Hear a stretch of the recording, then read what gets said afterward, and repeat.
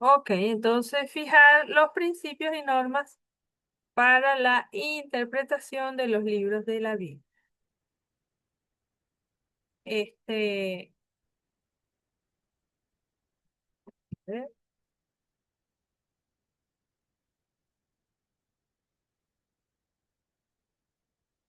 De la clase anterior, revisaron esto, ¿verdad? Que esto también lo utilizan mucho hoy en día en la iglesia contemporánea. Dios me dio un rema. Dios me reveló teológicamente, no está bien,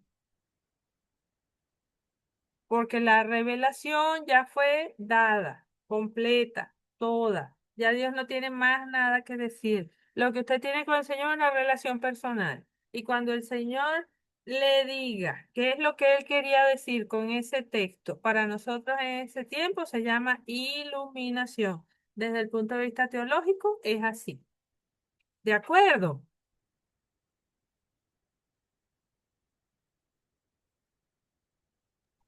Totalmente de acuerdo. Ok. En este trabajo, yo lo que les dije es que conseguí la palabra rema 4 veces nada más, utilizada por Lucas, y la utilizó indistintamente junto con logos. Y logos significa palabra hablada o declarada. Rema significa palabra hablada o declarada. Y yo les había puesto en la clase anterior, ahí está, cuáles son los 4 versículos. Ahora esto me lo salté yo en la guía y por eso lo puse aquí. Comprender lo que interpretamos con un solo versículo y cómo se complementa el verdadero significado cuando comparamos el par. Esto viene de la parte de el lenguaje y su importancia está en la guía. Entonces, y sirve Valeria, Mariceli, sirve para cuando uno dice, perdón, la Biblia se explica con la Biblia. Entonces vamos a suponer que usted está ahí metido en 1 de Juan 3:9. Todo aquel que es nacido de Dios no practica el pecado, porque la simiente de Dios permanece en él y no puede pecar, porque es nacido de Dios. Y usted está metido ahí en ese rollo y usted hoy, bueno, usted es cristiano y usted va todos los domingos al templo, usted diezma, usted ofrenda, usted anda con la Biblia bajo el sobaco, X, mil cosas y hoy se le salió rolitranca de mentira, por ejemplo. Entonces, o eh, no vamos a decir mató, digamos, qué sé yo, no sé, algún otro de tantos pecados que hay. Cometió gula, se metió 2 platos de comida viendo tanta gente con hambre. X. Entonces uno se hace una pregunta, pero Dios mío, si yo creo en ti, mi Señor Jesucristo, yo he entregado mi vida a ti, ¿por qué yo tengo que hacer esto que está mal hecho? Una conducta indebida, porque yo tuve que haber pasado por ahí, por esa esquina y estar chismeando y hablando de que mi vecina anoche peleó con el esposo y venirlo a decir para la plaza. ¿Qué es eso, Señor? ¿Por qué? Si la Biblia dice que no debemos chismear. ¿Por qué yo ando chismeando? Si todo aquel que es nacido de Dios no practica el pecado. Entonces, en 1 de Juan más adelante dice, sabemos que todo aquel que ha nacido de Dios no practica el pecado, pues aquel que fue engendrado por Dios le guarda y el maligno no le toca. Esto está en la guía así. Abajo dice, puede pecar, el cristiano puede pecar, al cristiano lo puede tocar el maligno.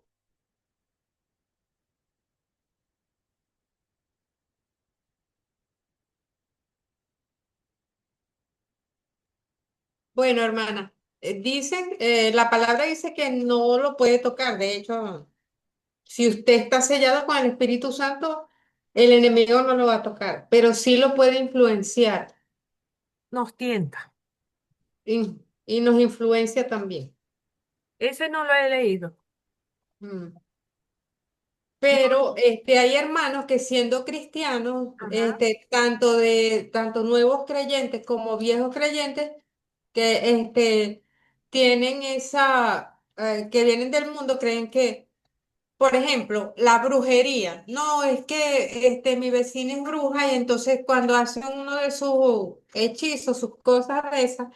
entonces me toca a mí y por eso es que yo soy pobre. Ok. Yo lo he escuchado muchas veces. Ay, no, me enfermé porque mi vecina que es bruja puso una cosa ahí en la puerta de la casa y yo lo caminé y lo pisé. Me echó un daño. Ajá. Ajá, eso. Ujú. Ok. Entonces, Cristiano, siendo cristiano. siendo cristiano. Ok. Ujú.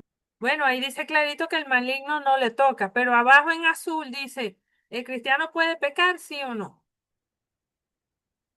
¿Qué toca hacer allí? Hermenéutica, exégesis, palabra por palabra. Y lo que yo he escuchado, eh, ojo, estoy diciendo lo que he escuchado porque ni siquiera lo he revisado. Este, no practica el pecado. No practica, no lo practica es cada ratico. O sea, yo pude haber dicho una mentira ahorita. ¡Ay! Se me desconectó el internet. Y no, era que yo estaba chateando por el teléfono. Ay, perdón, se me desconectó el internet. Y dije una mentira. Pero yo no puedo estar todos los días en eso, practicando como una rutina diaria y un estilo de vida la mentira.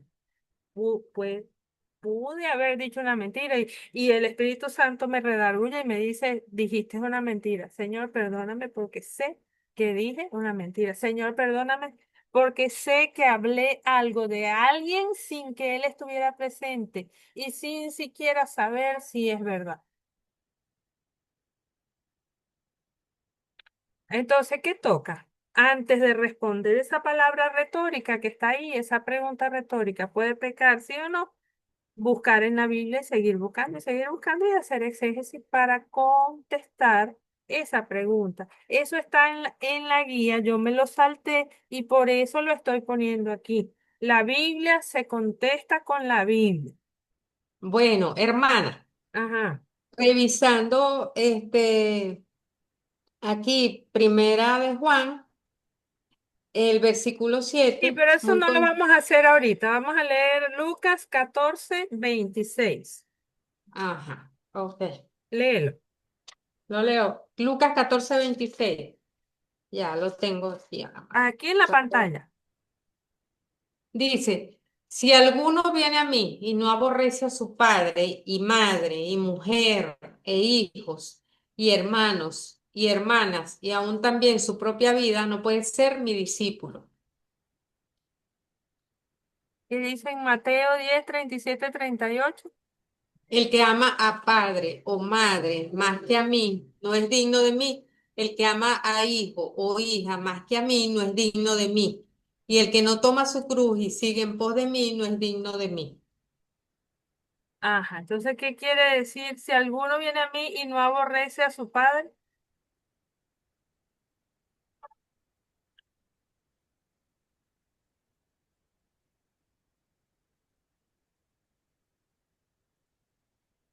Bueno, que Dios es pienso primero, que, que Dios es primero. exacto, Dios es Ajá. primero. Ujú.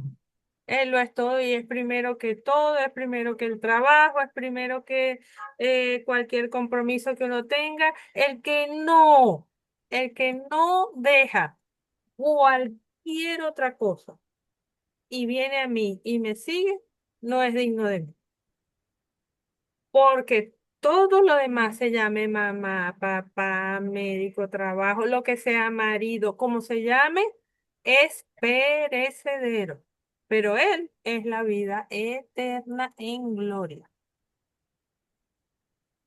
Entonces, si tenemos un chancecito para estar con Él, no, pero es que hoy es qué sé yo, la celebración de la Virgen del Valle, esa no puede ser porque nosotros no somos idólatras. Hoy toca, no sé, X, le entregue la bolsa de harina pan. Y yo sé que yo tengo harina pan ahí. No, yo me voy a buscar la bolsa y me perdí la hora de clase. No, pero es que yo necesitaba la bolsa de harina pan. Y Cristo había programado esta reunión desde antes de la fundación del mundo, para que tú escucharas palabra de él y tú te fuiste atrás de la bolsa de Vinapán. Tú estás poniendo lo secular por encima de las cosas de él. Así lo veo yo. Pero ¿será verdad como lo veo yo? Hay que hacer exégesis y hay que investigar. Lo que sí es que el primer y más grande mandamiento es: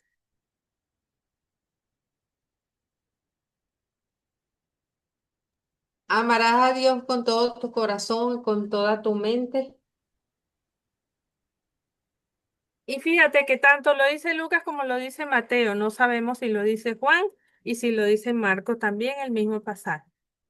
Pero el Señor exige que le amen, el Señor exige, no tanto que le amen, que le obedezcan, que le sean fieles, que cumplan sus mandamientos, que cambien, que se arrepientan y que le sigan, que tomen su cruz y sigan. ¿Cuál es tu cruz? Bueno, mi cruz es esta columna que me está matando. Bueno, sígueme igual con tu columna.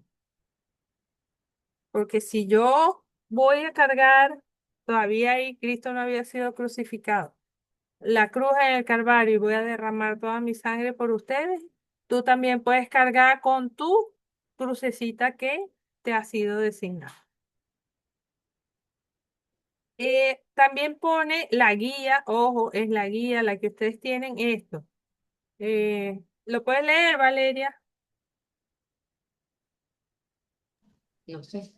Dijo también al que le había convidado, cuando hagas comida o cena, no llames a tus amigos, ni a tus hermanos, ni a tus parientes, ni a vecinos ricos, no sea que ellos a su vez te vuelvan a convidar y seas recompensado. Vamos a ver si está Nurbia por ahí. Nurbia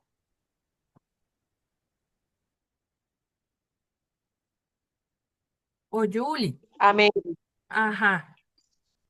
¿Puedes leer por ahí Lucas 14:14?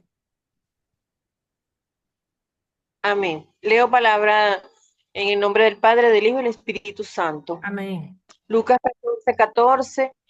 Y serás bienaventurado, porque ellos no te pueden recompensar, pero te será recompensado en la resurrección de los justos.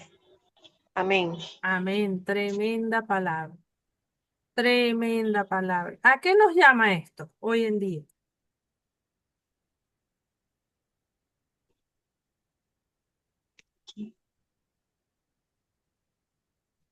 A lo mismo que hizo el Señor. Él fue a los pobres, a los oprimidos.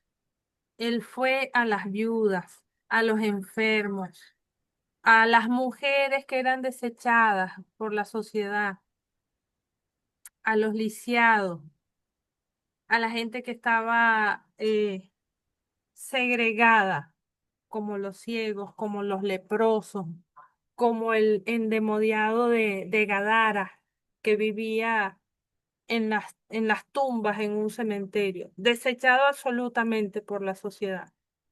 A ellos fue el Señor.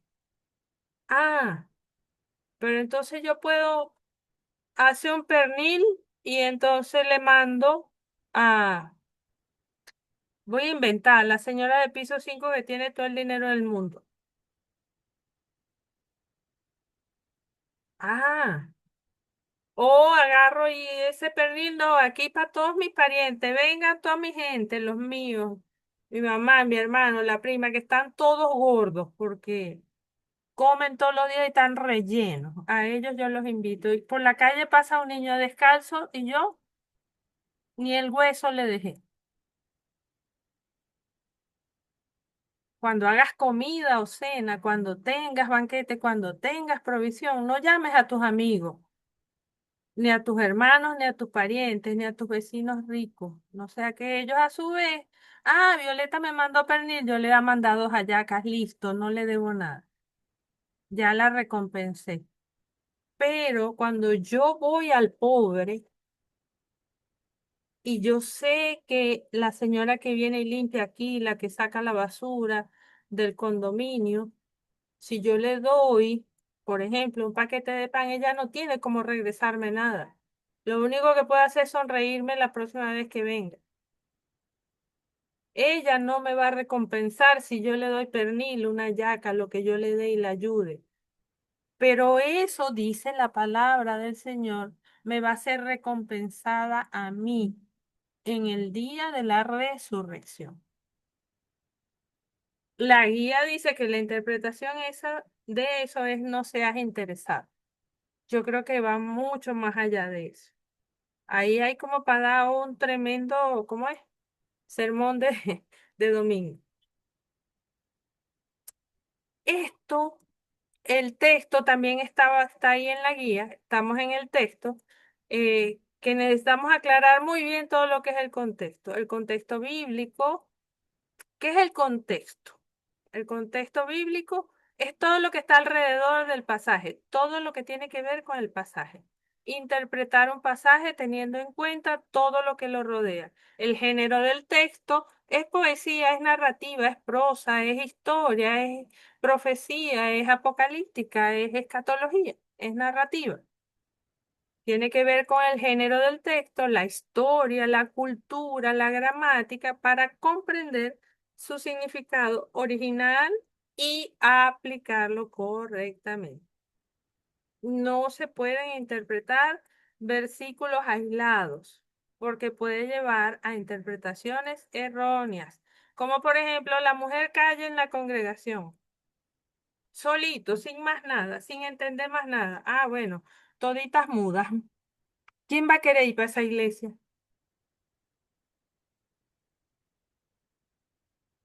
Entonces, el contexto, todo lo que está alrededor del texto, entendiendo el estilo literario, entendiendo el pensamiento del autor, quién era, dónde nació, era rico, era pobre, estudió, no estudió, era pescador, era profeta de palacio, era profeta de pueblo, era viejo, era joven.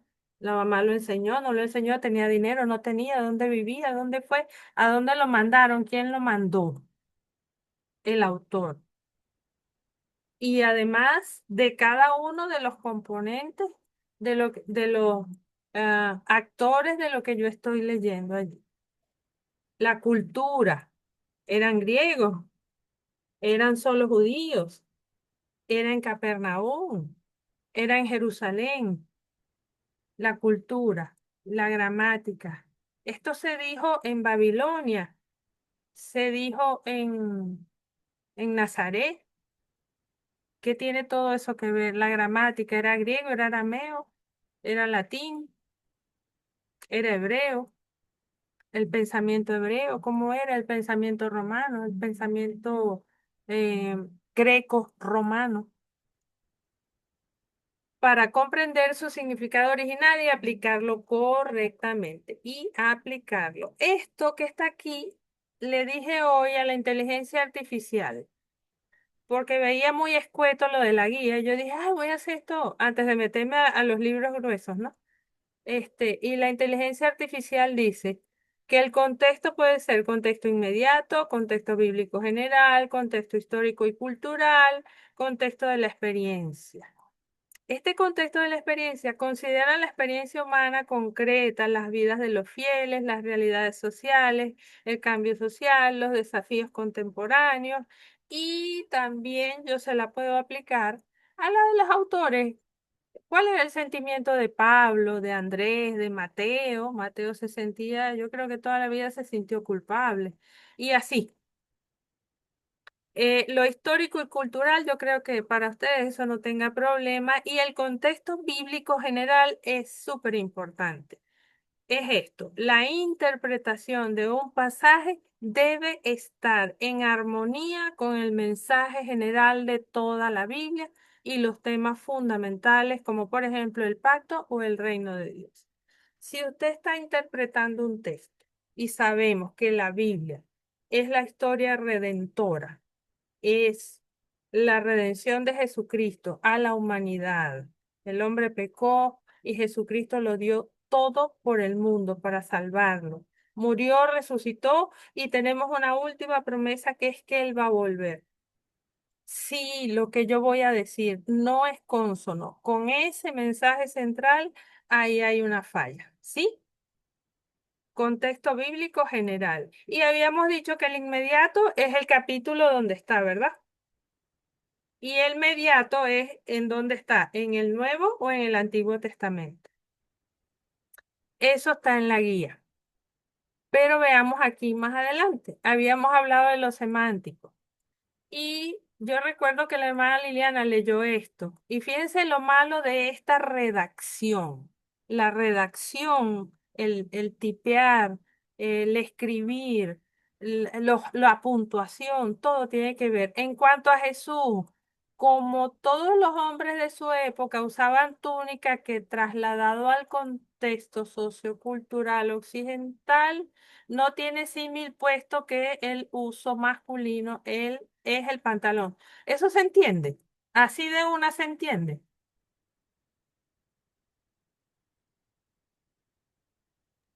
No, ¿Verdad que no? No tiene símil puesto. ¿Qué es eso? La puntuación entonces, cuando vamos a interpretar, cuando vayan a interpretar su texto, palabra por palabra, mis hijos, palabra por palabra. En cuanto a Jesús, dos puntos. Vamos a hablar de Jesús y me hago mi imagen de Jesús y quién está hablando de Jesús y esa persona que hablaba de Jesús, ¿cómo entendía él a Jesús? ¿En qué año lo entendió? ¿Lo vio? ¿No lo vio? Solamente escuchó hablar de él. ¿Fue apóstol? ¿No fue apóstol? ¿Quién está diciendo esto? El sociocultural, yo creo que si ustedes lo entienden, nada más buscan ahí, entienden un poco la cultura del siglo I o del Antiguo Testamento y se van metiendo. Era una tribu nómada que venía por el Sinaí, o eran esclavos que estaban en Egipto, o era una gente que se estaba empezando a organizar bajo el reinado de David. ¿Quién mandaba? ¿Cómo era? ¿Eran pobres? ¿Eran ricos? ¿Eran...? Lo sociocultural, pienso que ustedes no tengan mayor problema, igual con lo geográfico. De todas maneras, les puse esto aquí. En cuanto al contexto geográfico, revisar siempre el lugar en que ocurrió el hecho. ¿Ocurrió en Galilea? Bueno, yo me busco un mapa y veo dónde es Galilea. ¿Dónde está Galilea? Aquí. Esto es Galaad. No, es por aquí. ¿Dónde será? Será cerca de este lago. Debe ser Galilea por aquí Nazaret.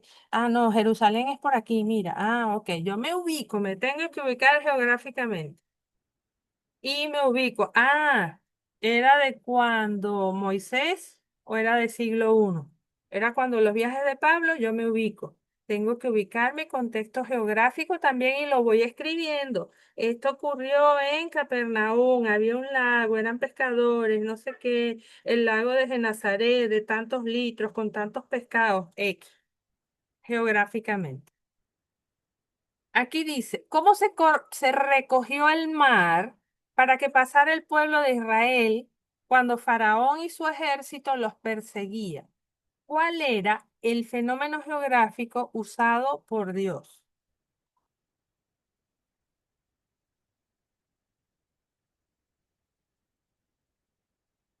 Yo le Mm, tengo una foto aquí. Creo que fue un viento recio. Ajá.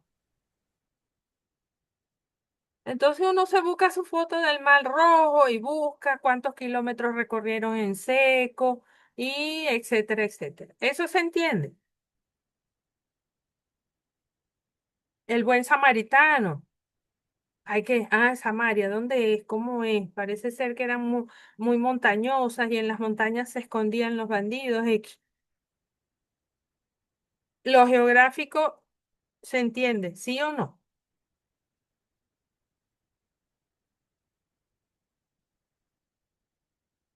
¿Aló? Sí, sí, los geográficos te entienden.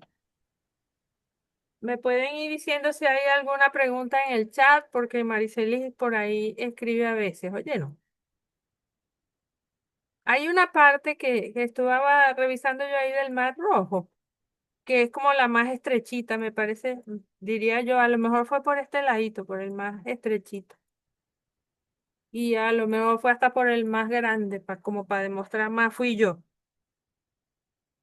El contexto histórico. Momento determinado de la historia. La Biblia es historia desde el Génesis hasta el Apocalipsis. Todo es histórico. momento determinado de la historia. Lo que usted vaya a leer, ubíquelo históricamente. Esto sucedió 800 años antes de Cristo. Esto sucedió bajo el reinado de Nerón. Esto sucedió, ubíquelo históricamente con fecha, lo más precisa posible. ¿Por qué Judas, conociendo al Señor, viviendo con él, comiendo con él, no se convirtió? ¿Cuál era su verdadero objetivo?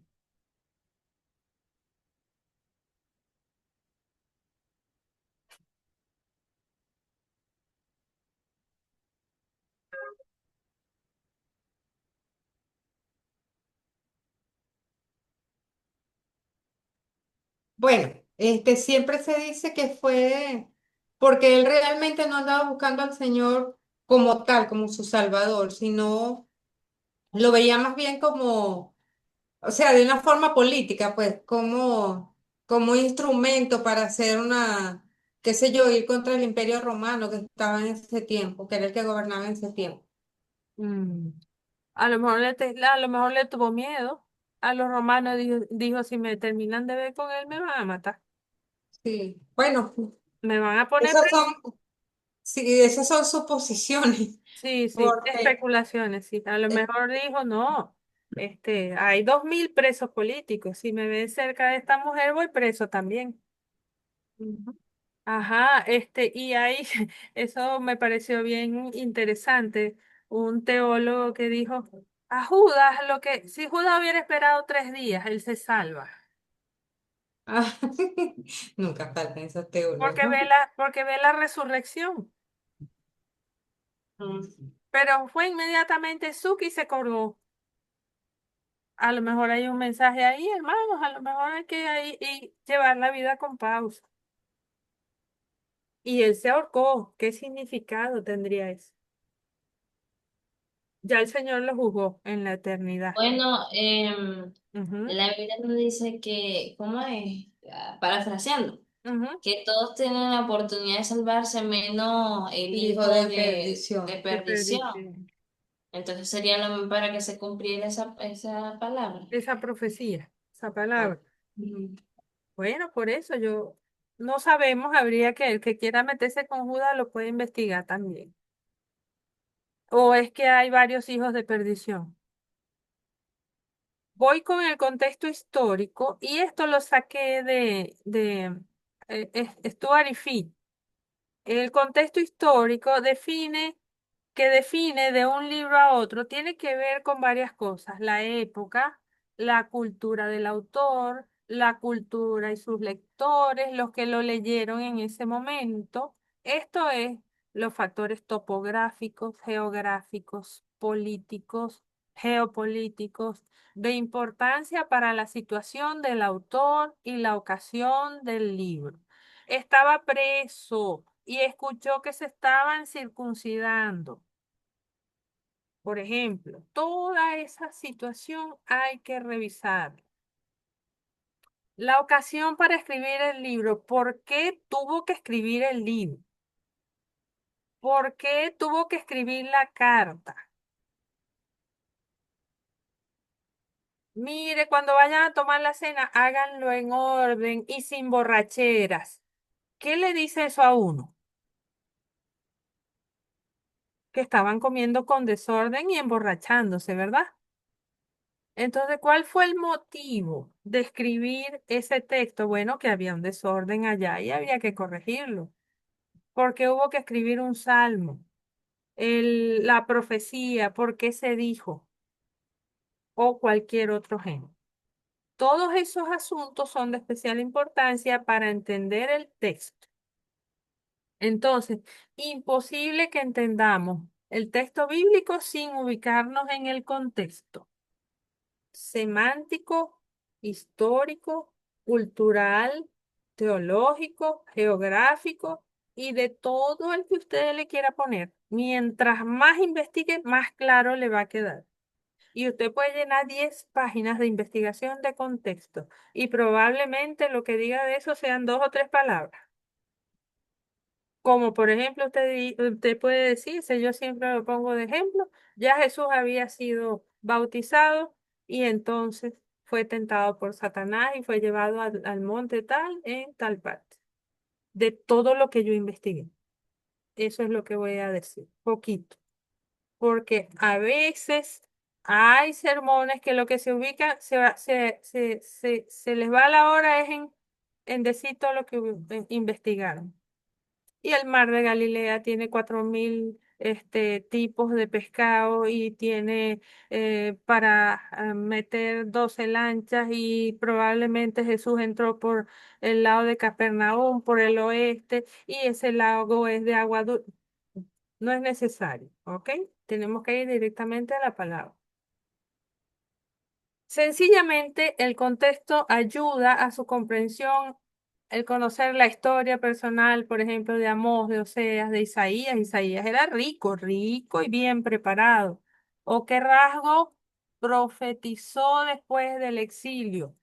O que Ageo, perdón, es que ahí me tapa. Ageo profetizó después del exilio, ¿a quién le profetizó y por qué? O el conocer las esperanzas mesiánicas de Israel, cuando Juan el Bautista y Jesús entraron en escena, o entender las diferencias entre las ciudades de Corinto y Filipo, la manera como esas diferencias afectaron a las iglesias acá en cada una de las ciudades, la lectura de las parábolas de Jesús cobra más significado si se sabe algo de las costumbres de los tiempos de Jesús. Ayuda mucho a la comprensión el saber que el denario ofrecido a los trabajadores en Mateo 21 al 16 era equivalente a un jornal o al pago por un día completo de trabajo. Aún la topografía es importante. La persona que creció en las montañas de los Andes no debe pensar que en Jerusalén tiene montes alrededor de ella. La palabra montes se refería a elevaciones de tierra semejantes a las de la cordillera andina. Esto es del capítulo 1 de Stuart y Fitch. ¿Qué dice aquí? Nurbia, ¿me lo puedes leer? ¿O Julie? ¿O Celeida?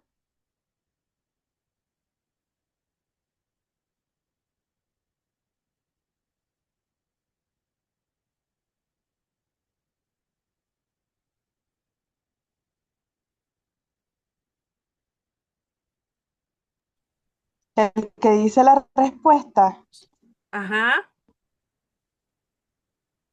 La respuesta a este tipo de preguntas se encuentra en ayudas externas. Los diccionarios bíblicos, tales como el Diccionario Bíblico de Merrill Tenney, publicado por la editorial Vida, y el Diccionario Ilustrado de la Biblia de Nelson, publicado por la editorial Caribe, por lo general, pueden ser suficientes si se quiere estudiar más a fondo. Si se quiere estudiar más a fondo, las bibliografías que se encuentran al fin de cada artículo pueden ser útiles para comenzar. Eh, Continúo. no, está bien, ya va. Eso quiere decir que si, bueno, mira, Violeta, a mí me tocó Nazaret o el lago el Mar Muerto. Pero eso no está en la Biblia, Violeta, ¿dónde lo busco? Bueno, la respuesta a esas preguntas son las ayudas externas, buenos textos, diccionarios bíblicos, comentarios bíblicos, y textos de introducción, por ejemplo, al Nuevo Testamento, introducción al Antiguo Testamento, o cómo era la Biblia la vida de la gente en el primer siglo o en los tiempos de Moisés. Todo eso ayuda y son llamadas ayudas externas, ¿sí? Ahí les digo, cuando necesiten, mira, Violeta, a mí me tocó los salmos. ¿Dónde puedo investigar cómo era el contexto político cuando David? Me pueden preguntar si no lo consiguen, pero buscando lo van a conseguir. ¿Sí? Sigo. Ajá. Lee ahí, Julie, por favor.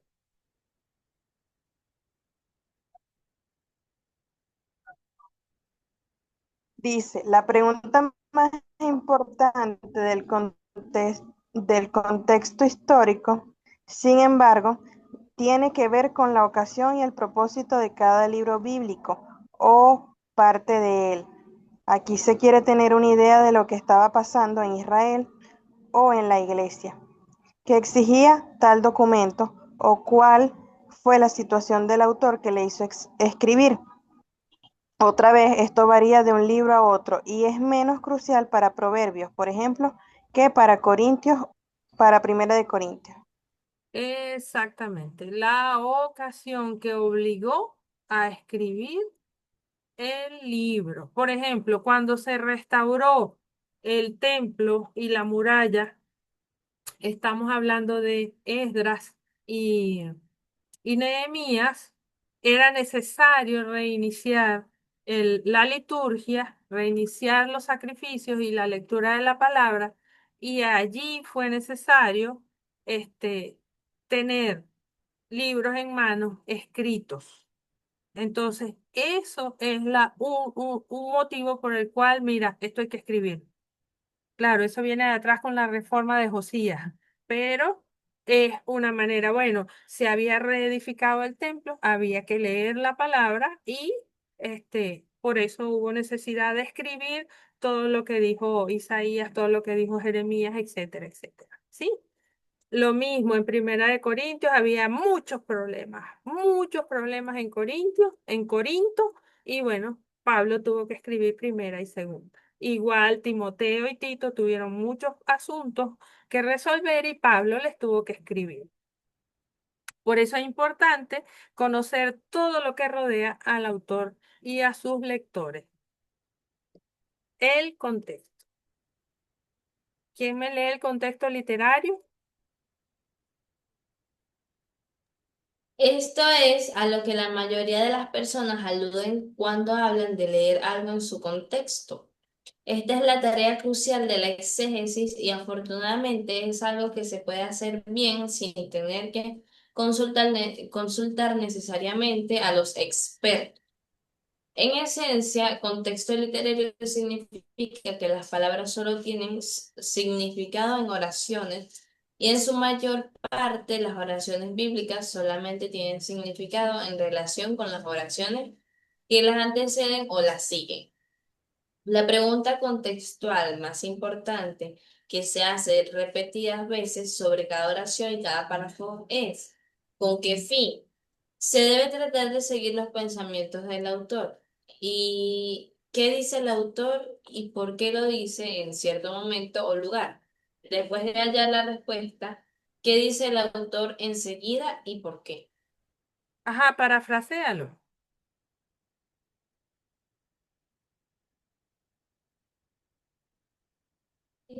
Este, bueno, que el contexto literario no es una palabra que solo tiene el significado en una oración específica.